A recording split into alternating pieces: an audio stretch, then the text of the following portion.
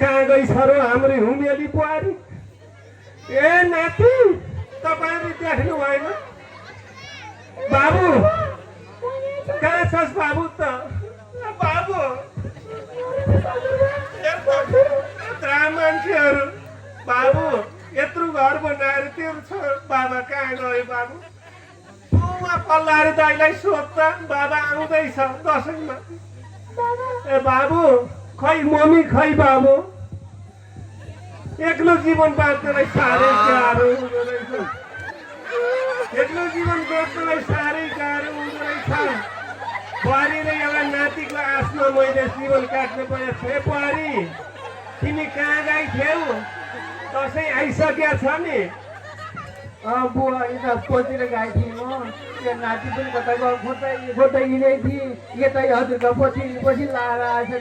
हजुरको नाति मेरो बाबु कहाँ गयो तिमी? मैले खोज्दा पाइन्छ नि बाबु। नरो नरो, तिमीहरू नै मेरो आँखाको नानी भएर बसिया छौ।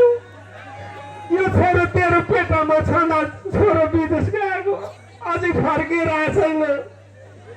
मेरा साथीहरू दुईटा बुढाहरू तेरो छन्, दुईटा बुढाहरू उता छन्। के गर्ने? तेरी सासूले मलाई छोडेर गएपछि तपाईँले लालन पालन गरेछस्। छोरो आउँछ कि आउन यसो फोन गर त, दसैँ आइसकेको छ।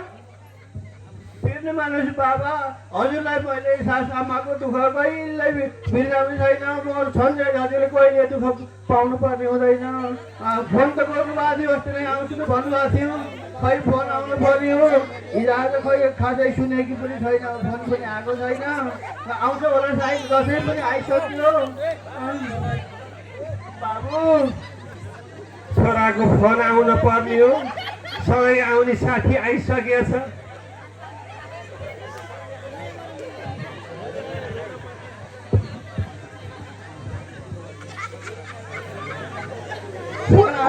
फोन आयो। हजुर हजुर सुन हजुर हजुर हजुर सन्चै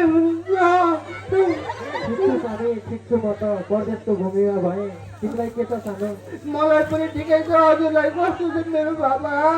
यहाँ मेरो बाबाहरू पनि सबै सन्चै हुनुहुन्छ। दसैँ आइसक्यो। हजुर कहिले आउनुहुन्छ मेरो बाबा? मेरो बिहान मेरो बाबा।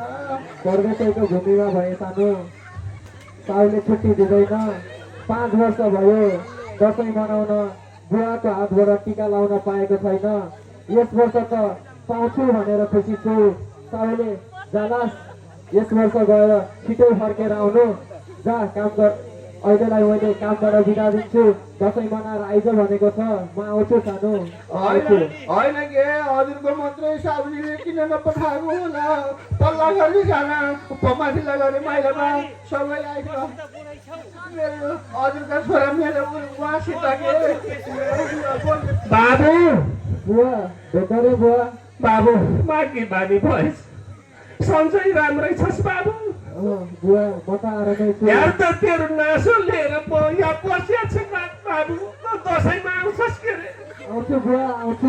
यसपालि त तपाईँले पनि छुट्टी दिएको छ। आउँछु। बगादेखि तेरी आमाले छोडेदेखि त लाउर गइस्। तेरी बुढीले मलाई सुसार गरेछ राम्रोसँग।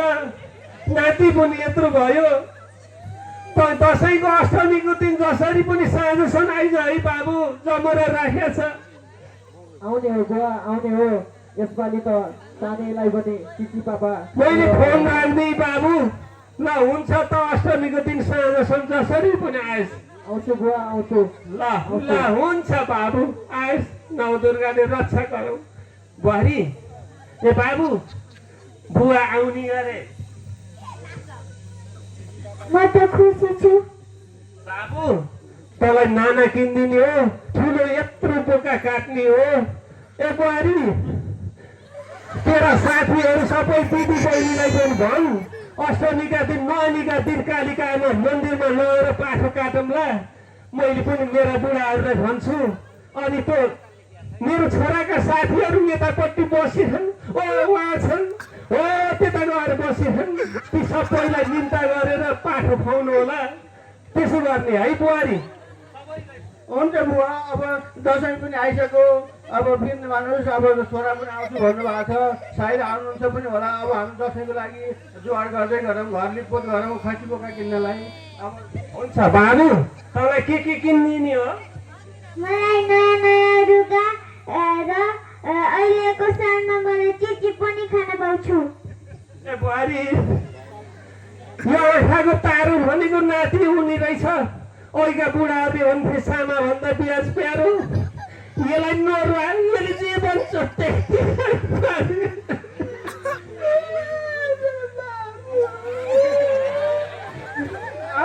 बाबा फिर्न मलाई फिर्न भन्नु होइन,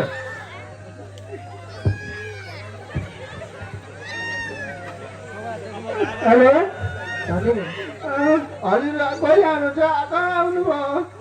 भन्नुहोस् न मेरो परिवार आउन त खोजेको थिएँ। बुढासँग टिका लाउनु पाउने भएन।